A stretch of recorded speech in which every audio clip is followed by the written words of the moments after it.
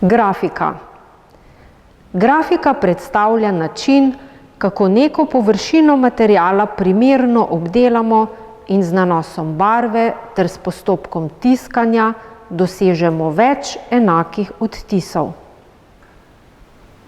Pri umetniški grafiki tiskovne plošče izdela avtor.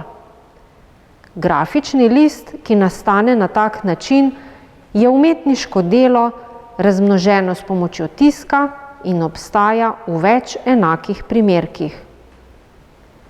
Glede na odtisno površino, ki je lahko reliefna ali v isti ravnini z neodtisnjeno, razlikujemo različne grafične tehnike. Tu predstavljena Mušičeva grafika je nastala v Parizu, kjer je umetnik raziskoval različne grafične tehnike. Poimenovanje Istrska zemlja nam pove, da je motiv črpal iz kraškega okolja, h kateremu se je nenehno vračal.